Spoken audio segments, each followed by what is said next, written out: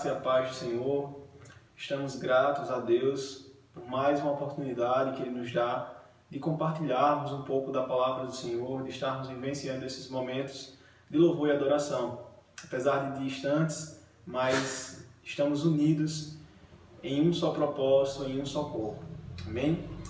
Gostaria de ler um texto da palavra do Senhor que está lá em Eclesiastes, capítulo 3, versículo 11. Eclesiastes, capítulo 3, versículo 11.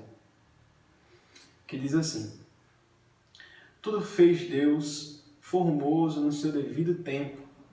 Também pôs a eternidade no coração do homem, sem que este possa descobrir as obras que Deus fez desde o princípio até o fim. Amém, irmãos? Esse texto é um texto conhecido, é um texto que vai falar sobre os propósitos do Senhor para a vida do homem. Eclesiastes é um livro que muitos divergem em questão de autoria. Alguns falam que foi Salomão, outros dizem que foi um sábio desconhecido. Mas a certeza é, irmãos, que esse texto é um texto inspirado pelo Senhor. Desde o capítulo 3 ele começa a falar sobre o tempo. E ele fala que há tempo para tudo. Há tempo para tudo debaixo dos céus. O Senhor designou todas as coisas e tem um propósito para todas as coisas. Nada foge da sua potente mão. Nada está longe ou distante ou afastado da mão poderosa do Senhor. O Senhor que nos constituiu, o Senhor que nos fez. E Ele tem um plano perfeito para cada um de nós. O texto ele vai falar que o Senhor tudo fez, e Ele fez no seu devido tempo. Às vezes nós podemos questionar a Deus, porque determinada coisa não acontece conosco, mas o Senhor preparou essas coisas, irmãos, no seu devido tempo, a cada um de nós. Ele também vai falar que colocou a eternidade no coração de todo homem. E a eternidade, irmãos, é algo que está latente em toda a humanidade. Não só na vida dos crentes, mas também na vida dos ímpios. Porque os ímpios buscam a eternidade em seus prazeres, em seus anseios, em seus planos e projetos ambiciosos. Os ímpios buscam essa eternidade em viver uma vida abundante, uma vida próspera financeiramente aqui nesse mundo, ainda nesta terra. Quantas e quantas pesquisas científicas existem para que o homem prolongue a sua vida, para que o homem prolongue os dias da sua vida. Mas é certo que o homem não viverá eternamente aqui neste lugar. O Senhor tem preparado um lugar extremamente especial e muito mais glorioso do que a vida que vivemos aqui. O Senhor, quando quis colocar a eternidade no coração do homem, creio eu que Ele quis que nós estivéssemos buscando e sobre essa busca da eternidade encontrássemos o próprio Deus, encontrássemos nele a fonte de toda a vida. Então, irmãos, que estejamos buscando no Senhor a satisfação, a plenitude de todo o nosso viver, de toda a nossa paz, de toda a nossa esperança. Que Ele seja a nossa esperança nesses dias. Que a esperança em Deus possa estar acima de todas as coisas. E que venhamos buscar na eternidade, e que venhamos buscar as coisas dele ainda nesses dias. Eu tenho certeza de que Ele confortará e Ele estará conosco, Ele estará nos guiando e Ele estará nos direcionando. Porque no texto ainda vai dizer que mesmo que nós não tenhamos ainda conhecimento ou pleno conhecimento dessas coisas, nós certamente precisaremos confiar em Deus, para que só assim tenhamos paz em nosso coração e viveremos com certeza em plenitude, em graça, em esperança, em vitória. Amém? Gostaria de, nesse momento, junto com minha esposa, compartilhar um pouco mais da palavra do Senhor, mas agora através de canções. Então que você possa, nesse momento, entregar o seu louvor a Ele. Esse momento é o momento que você se coloca diante dEle e é o momento que você glorifica a Ele através dos louvores. Amém? Amém, irmãos, que você faça desse louvor a sua oração. O Senhor, Ele conhece o íntimo do nosso coração. Ele sabe tudo que se passa em nossas vidas. Então, que você peça o renovo do Senhor nesse dia. Que você seja moldado, que você seja mudado pelo Senhor. E que Ele entre em todas as brechas que existem em nossos corações e faça morada. Amém, Jesus.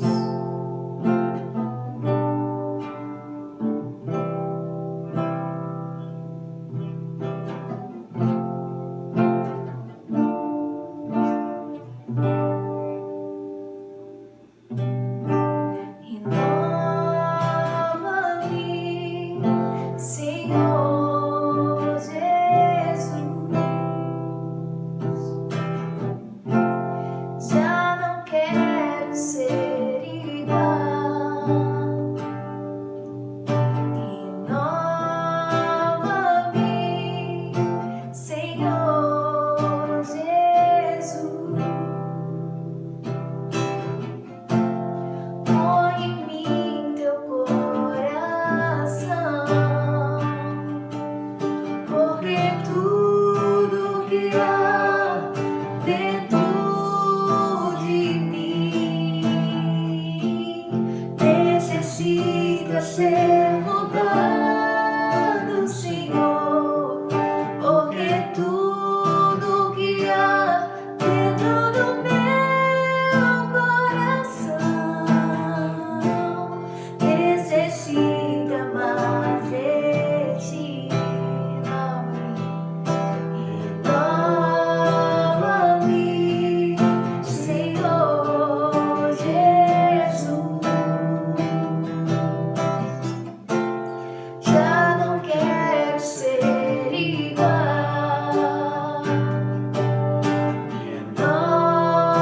Renova-me, Senhor Jesus. Põe em mim teu coração, porque tudo que há dentro de mim necessita ser mudado, Senhor, porque tudo que há dentro do meu coração necessita mais de ti, porque tudo que há dentro de mim necessita ser mudado, Senhor, porque tudo que há dentro do meu coração necessita mais de ti. Necessita mais de ti. Necessita mais de ti. Aleluia. Nós precisamos do Senhor, Jesus. A palavra do Senhor, ela vai dizer que Ele é o mesmo. Desde o início, desde o princípio, Ele é o mesmo. O Senhor é imutável, Ele nunca mudou. E Ele é um Deus justo, Ele é um Deus fiel, Ele é um Deus bondoso. Então nós vamos glorificar o nome do Senhor, dizendo o quanto Ele é maravilhoso, o quanto Ele é bom, o quanto Ele é importante em nossas vidas. Nós te adoramos, Jesus.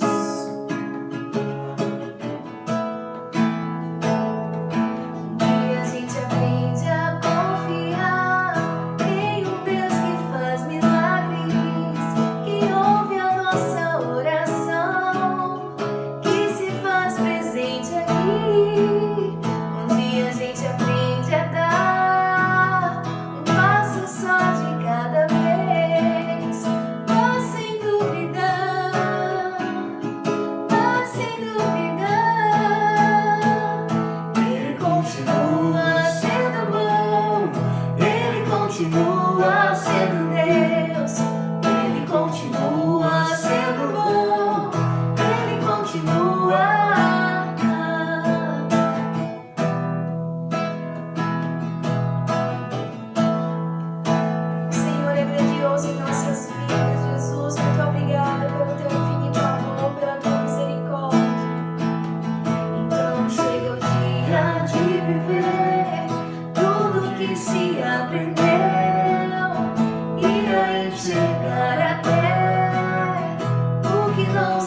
pode ver, chegam diante de entender, até ouvir o não de Deus, mas sem duvidar,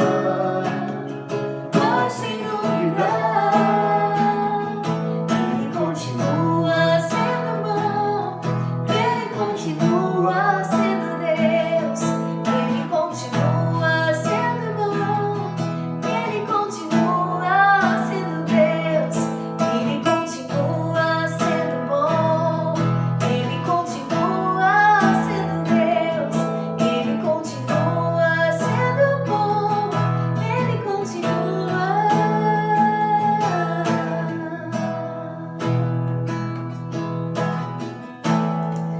Nós te bendizemos, Paizinho, nós te adoramos.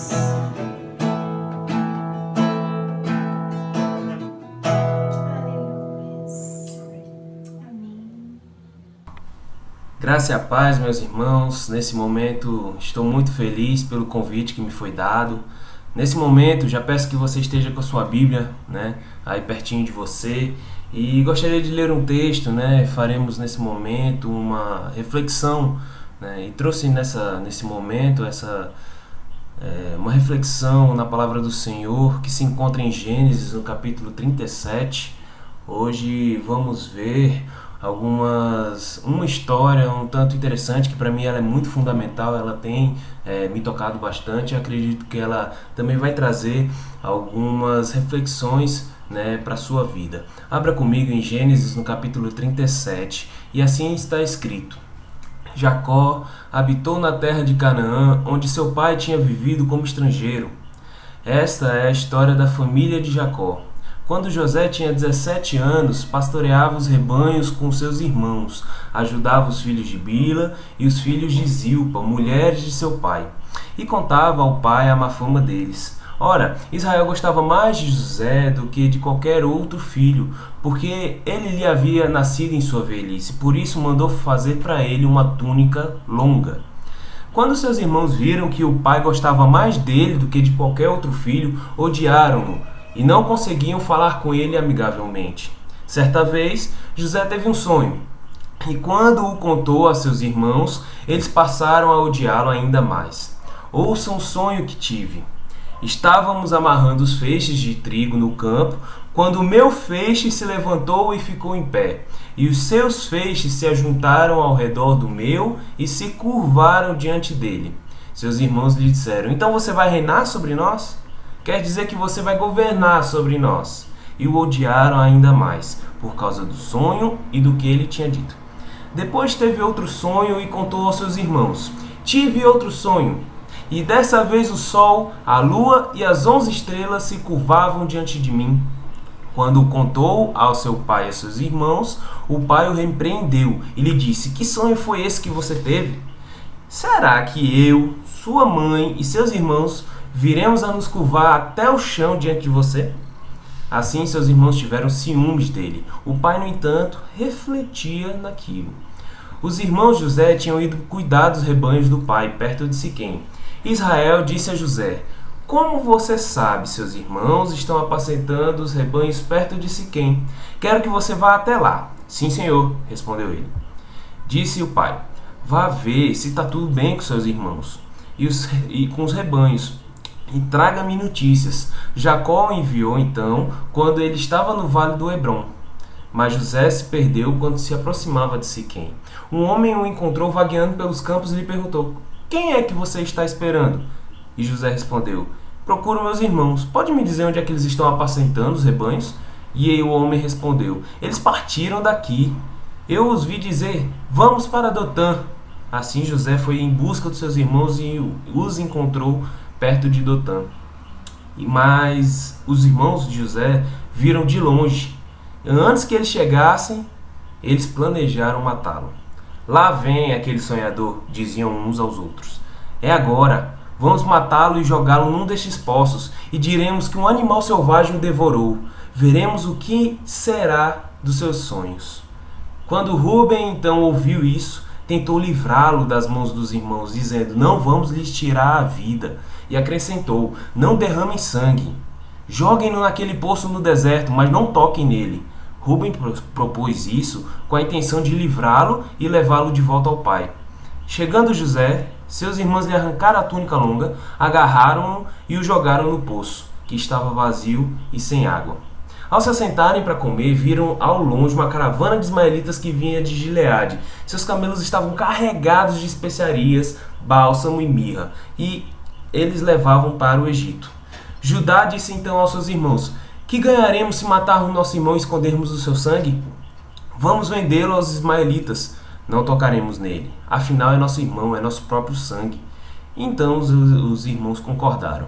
Quando os mercadores ismaelitas de Midian se aproximaram, seus irmãos trouxeram José, tiraram ele do poço e o venderam por 20 peças de prata aos ismaelitas, que o levaram para o Egito.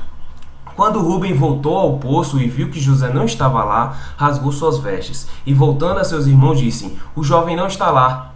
Para onde irei agora? Então eles mataram um bode, mergulharam no sangue a túnica de José e o mandaram ao pai com este recado: achamos isto. Veja se é a túnica do seu filho. E ele a reconheceu e disse: é a túnica do meu filho. Um animal selvagem o devorou. José foi despedaçado. Então Jacó rasgou as suas vestes e vestiu-se de pano de saco e chorou por muitos dias pelo seu filho. Todos os filhos e filhas vieram tentar consolá-lo, mas ele recusou ser consolado, dizendo: não, chorando descerei à sepultura para junto de meu filho. E continuou a chorar por ele.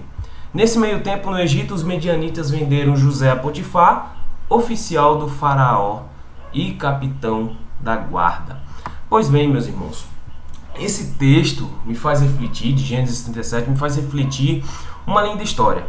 José, ele tinha conquistado o coração do seu pai, Jacó.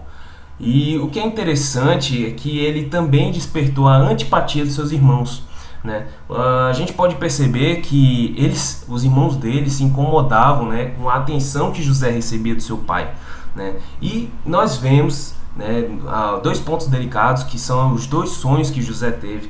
Após ele ter sonhado que estava no campo amarrando os feixes, e os feixes amarrados por seus irmãos se curvavam diante do feixe dele, começou ali a provocar nos seus irmãos esse ciúme em José. No outro sonho, José conta aos familiares, ou seja, ele se fala junto até seu pai e sua mãe, com a presença dos seus irmãos, de que o sol, a lua e as 11 estrelas se curvavam diante dele.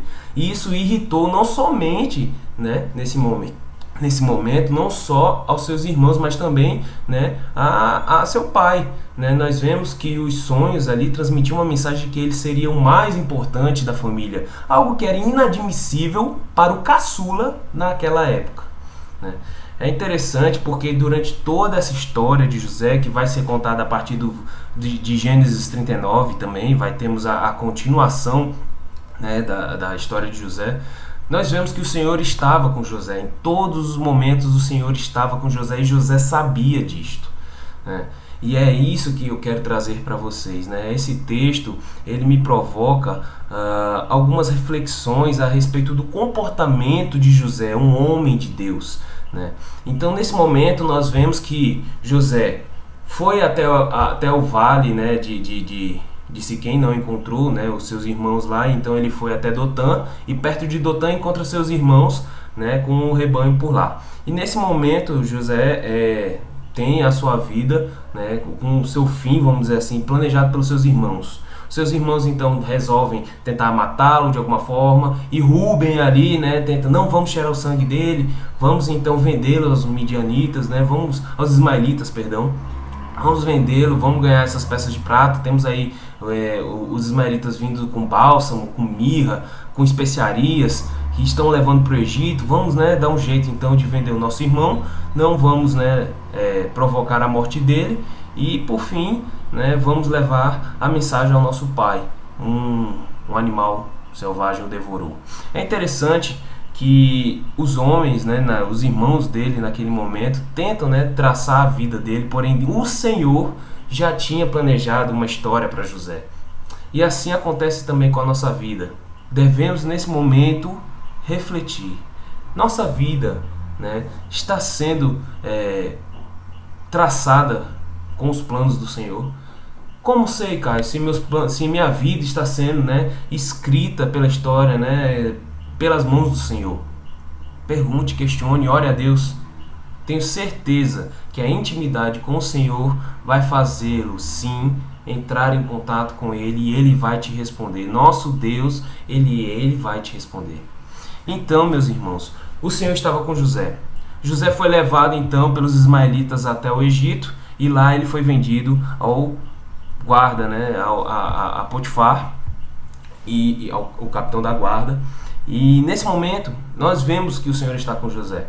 A partir do verso 39, nós vamos identificar aqui que José, ele vai ser agradável aos olhos, né, de Potifar, a ponto dele dominar também sobre administrar os bens, né, de Potifar. Ele cai na graça de Potifar. É interessante que esse dom que José tem de cair na graça, né, das pessoas que estão ao redor dele é algo notável em todos os momentos. Um deles é neste momento, quando ele vai para o Egito, é vendido, né, e Potifar vê que ele é capaz sim de administrar os seus bens. Então, por algum momento, né, a mulher, a esposa de Potifar, tenta então cobiçá-lo, né? Ela pede para que ele se deite com ela. E ali vemos, né, que o homem de Deus, ele foge, né, diante daquela tentação, ele foge, ele corre para longe, né, porque ele não ia trocar, né, toda aquela história linda que o Senhor tinha para escrever na sua vida, né, por um único momento, né, naquela hora. Então nós vemos que a mulher de Potifar então trama, né, toda uma história para cima de Potifar, né, para culpar José de que ele tentou, né, fazer algum mal a ela. E nesse momento nós vemos que Potifar então joga José e o lança na prisão.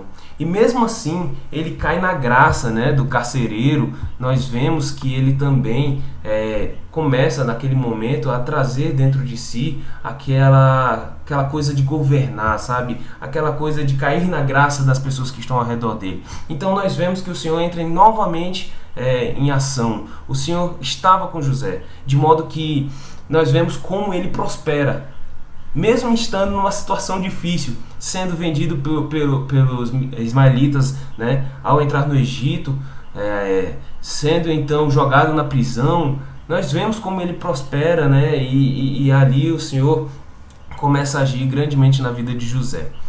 É interessante também que quando ele é jogado na prisão, o carcereiro ele não estava preocupado com o estado ali de José, mas nós vemos, né, como o carcereiro percebe que tem alguma coisa diferente em José.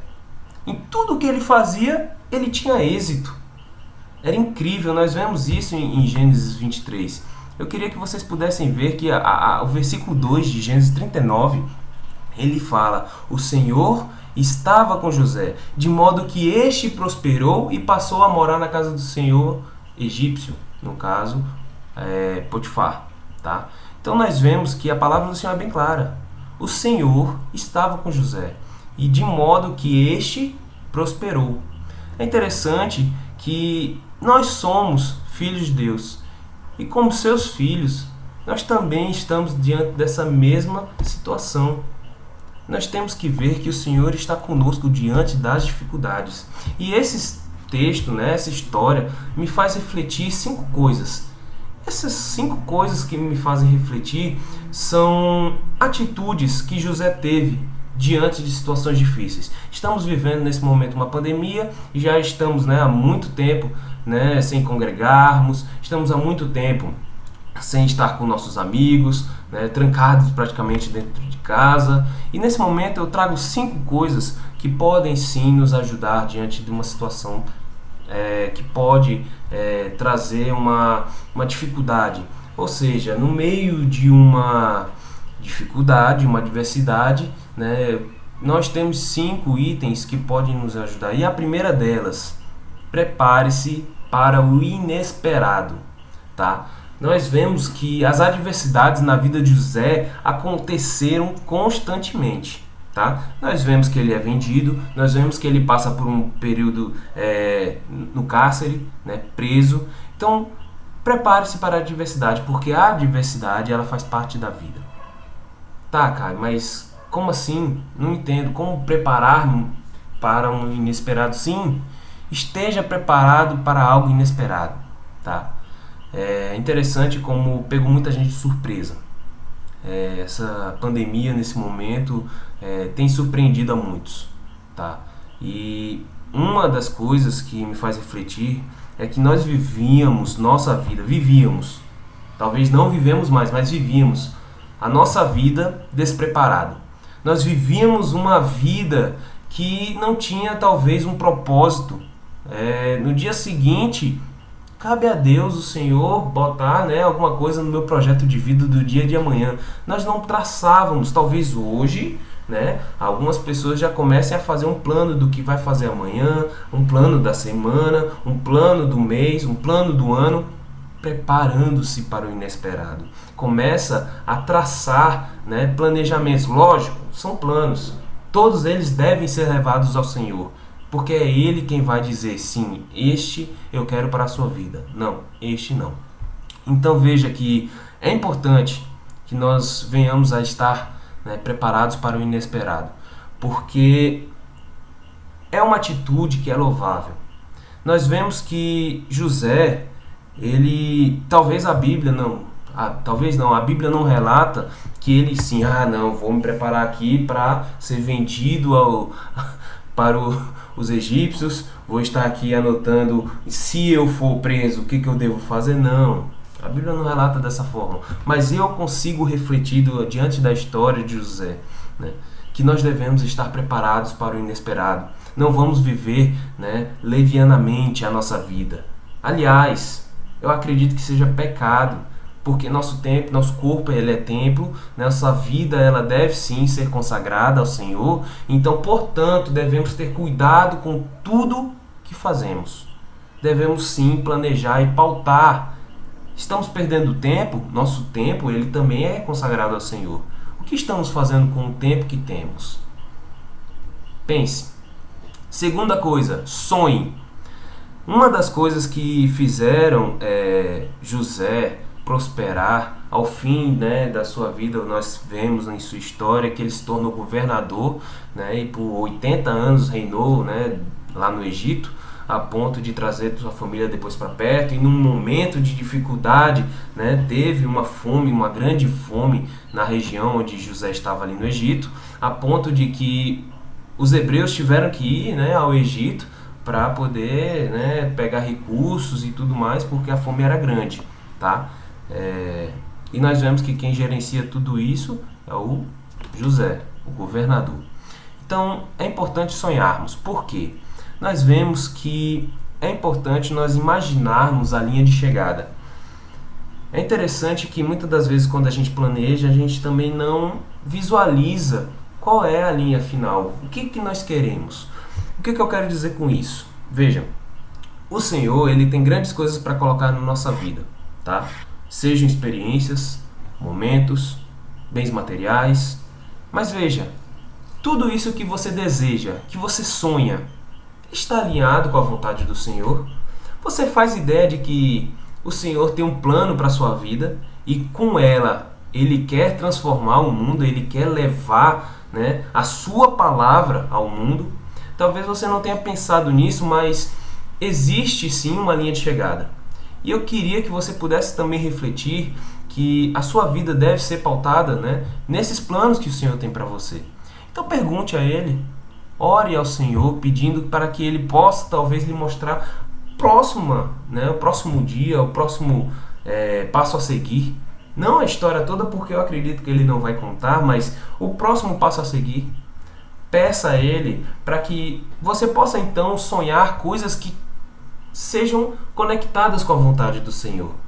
Não peça coisas que não sejam, né, que seja desligada disso, da conexão com a vontade do Senhor, porque não vai lhe fazer bem. O Senhor sabe o que é melhor para você, tá certo? Então, uma das coisas que me fazem refletir é que é importante nós sonharmos, mas sonharmos com coisas que sejam conectadas à vontade do Senhor, tá certo? A terceira é que durante toda a história de José é notável que ele foi um homem íntegro e honesto, tá?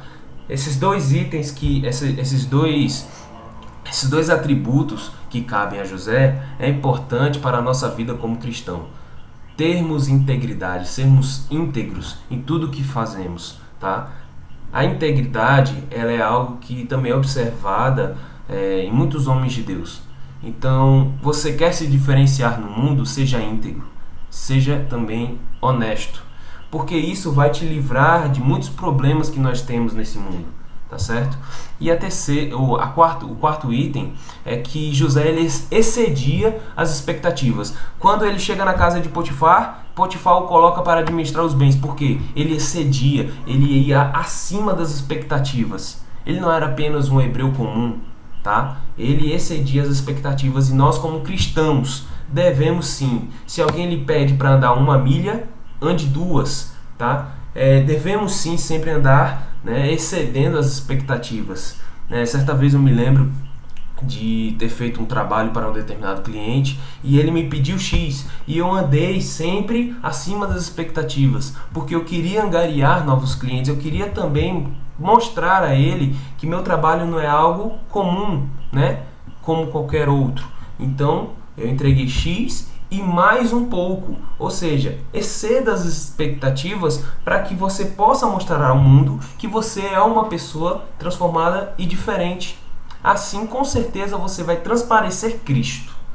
É importante que nesse momento você também transpareça Cristo, tá? E naquele momento eu creio que José, em todas as adversidades que ele passou, ele excedendo as expectativas, mostrava o poder de Deus, tá? Nós vemos isso claramente quando ele interpreta sonhos.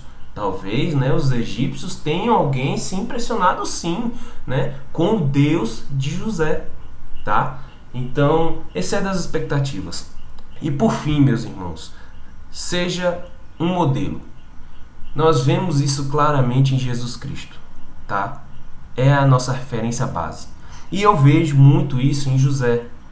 José, ele foi exemplo para os seus irmãos. Ele foi sim exemplo para a sua família. Aqueles 2 sonhos que ele sonhou aconteceu sim. Os feixes se curvaram perante o feixe de José. Sim, o sol, a lua e os seus irmãos, as 11 estrelas, sim, curvaram-se perante José. Parecia loucura quando ele era mais jovem, né? Quando ele tinha lá seus 17 anos e foi vendido como escravo. Então veja que Jesus Cristo também é modelo e é o nosso modelo. E ele pede para que sejamos modelo, sermos referência. Sim, porque as pessoas começam a nos copiar e começam a ver quem é que produz em nós toda essa, né, essa mudança, essa transformação magnífica. Só Deus pode fazer, tá certo? Então esses 5 itens me fazem refletir e eu espero que você também possa refletir. Primeiro, prepare-se para o inesperado, tá? Segundo, sonhe, tá? Imagine lá a linha de chegada, tá? O terceiro, tenha integridade e seja honesto, sempre. Quarto, exceda as expectativas. E por fim, seja um modelo. Essa é a reflexão que eu queria trazer para vocês. E eu espero que vocês possam sim ser abençoados com essa palavra.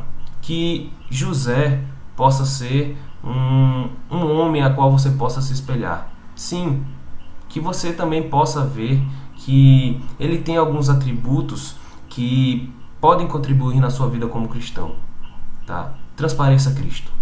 Jesus Cristo é um modelo. Transpareça Cristo, tá certo? Bom, eu acredito que era isso. Eu espero que vocês tenham, né,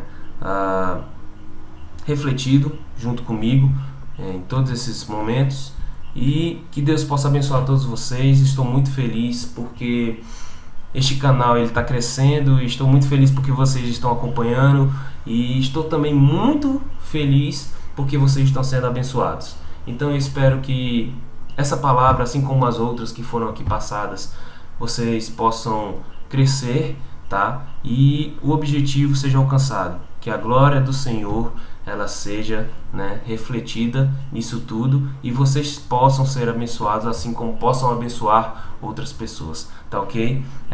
Essa é a palavra de hoje e é isso. Deus abençoe a todos. O teu amor encontrou e mudou minha